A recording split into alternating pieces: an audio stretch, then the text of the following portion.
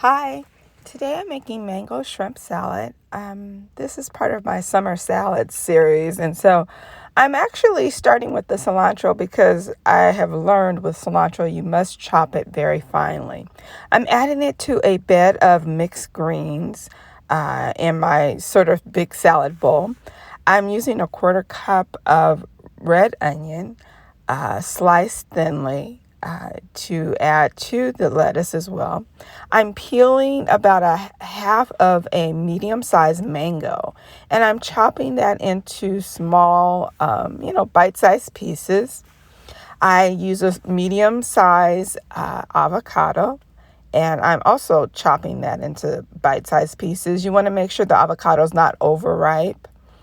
And I'm sort of tossing my greens and then adding the mango to the salad. And I'm setting that aside so I can prepare my shrimp. So I use raw frozen shrimp. It does need to be raw, so it should be sort of gray.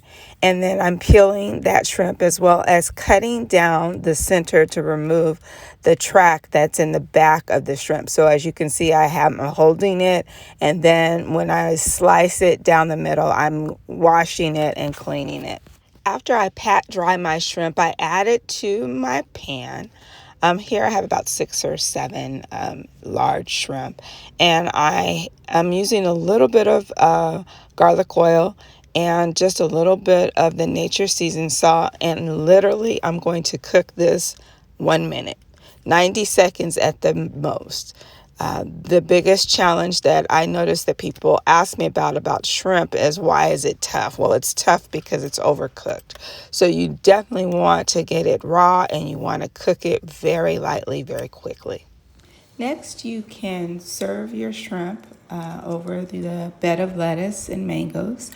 You can dress it if you like. You can let the shrimp cool and serve it for another, like a make ahead meal. So it has a lot of versatility.